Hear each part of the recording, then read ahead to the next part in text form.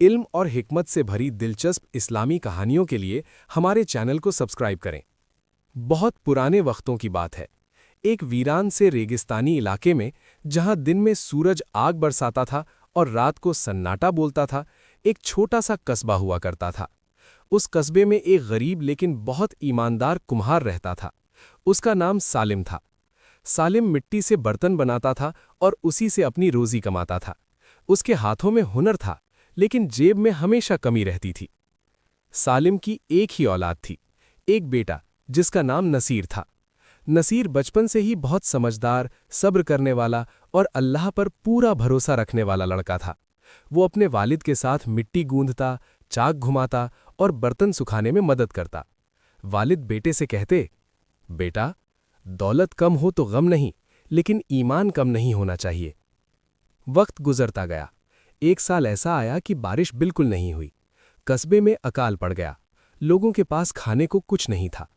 कुम्हार के बर्तन बिकना बंद हो गए, क्योंकि जब पेट खाली हो तो कोई घड़ा नहीं खरीदता। सालिम बीमार पड़ गया। भूख और कमजोरी ने उसे तोड़ दिया। एक रात उसने नसीर को अपने पास बुलाया और कांपती आवाज में कहा, बेटा, मेरे पास तुम्हें देने के लिए कुछ नहीं है, सिवाय एक सीख के, कभी हराम का सहारा मत लेना। अगर हालात बहुत खराब हो जाएं, तो भी अल्लाह से उम्मीद मत छोड़ना। उसी रात सालिम का इंतकाल हो गया। नसीर बिल्कुल अकेला रह गया। 3 दिन तक उसके घर में चूल्हा नहीं जला। चौथे दिन नसीर ने फैसला किया कि वो कस्बा छोड़ देगा और किसी दूसरे मुल्क में काम ढूंढेगा। उसने अपने वालिद का पुराना थैला उठाया, उसमें एक सूखी रोटी रखी और अल्लाह का नाम लेकर सफर पर निकल पड़ा। कई दिन और कई रातें गुजर गईं। नसीर भूख, प्यास और थकान से बेहाल हो चुका था। एक दिन वो एक सुनसान रास्ते पर बेहोश होकर गिर पड़ा। जब आँख खुली तो उसने खुद को एक हरे भरे बाग में पाया। उसके सामने एक बूढ़ा आदमी बैठा था, जिसकी दाढ़ी सफ़ेद और आंखें बहुत गहरी थीं। बूढ़े ने कहा, बेटा, अगर मैं चाहता तो तुम्हें यहीं मरने देता, लेकिन मैंने तुम्हारे दिल में सच्चाई देखी है। नसीर ने रोते हुए अपनी पूरी कहानी सुना दी। बूढ़े आदमी ने मुस्कुराकर कहा, मैं तुम्हें 3 अमानतें देता हूं। ये दौलत नहीं है, बल्कि इम्तिहान है। उसने नसीर को 3 चीजें दी, एक छोटी सी चाबी, एक साधारण अंगूठी और एक पुराना सा कपड़ा। बूढ़े ने कहा, चाबी जरूरत के वक्त दरवाजा खोलेगी, अंगूठी इंसाफ दिखाएगी और कपड़ा सच्चाई को छुपाएगा नहीं, बल्कि बचाएगा।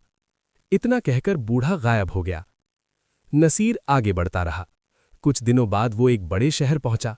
शहर में हलचल थी, लेकिन लोगों के चेहरे पर डर साफ नजर आ रहा था। उसे पता चला कि उस मुल्क का बादशाह बहुत जालिम है। जो सच बोलता उसे जेल में डाल दिया जाता और जो झूठ बोलता उसे इनाम मिलता। उसी दिन ऐलान हुआ कि बादशाह की बेटी बीमार है। जो उसे ठीक कर देगा उसे आधा मुल्क दे दिया जाएगा। बहुत से हकीम आए, सब नाकाम हुए। नसीर को याद आई वो अंगूठी। उसने अंगूठी पहनी। अचानक उसके दिल में इल्म उतर आया। वो महल पहुंचा। सिपाहियों ने उसे रोका, लेकिन जैसे ही उसने वो पुराना कपड़ा ओढ़ा, किसी ने उसे देखा ही नहीं।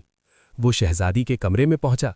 उसने देखा कि बीमारी नहीं, बल्कि जहर दिया गया है। नसीर ने जड़ी बूटियों से दवा बनाई और शहजादी को पिला दी। कुछ ही घंटों में वो ठीक हो गई। बादशाह खुश हुआ, लेकिन दरबारियों को शक हो गया। उन्होंने नसीर पर इल्जाम लगाया कि वही जहर देने वाला है। बादशाह ने सख्त सजा का हुक्म दिया। उसी वक्त नसीर ने वो छोटी चाबी निकाली। जैसे ही उसने जमीन पर रखी, दरबार का फर्श खुल गया। सच्चाई सामने आ गई। असल गुनहगार वही दरबारी थे जो झूठ के सहारे जी रहे थे। बादशाह शर्मिंदा हो गया। उसने नसीर से माफी मांगी और अपनी बेटी का रिश्ता उसे देने की पेशकश की। नसीर ने अदब से कहा, जहां इंसाफ नहीं, वहां तख्त की जरूरत नहीं। उसने सिर्फ इतना मांगा कि मुल्क में सच बोलने वालों को सजा ना दी जाए। कुछ वक्त बाद नसीर उसी कुम्हार की तरह सादा जिंदगी जीने लगा, लेकिन लोग उसे हक का मुसाफिर कहकर याद करने लगे।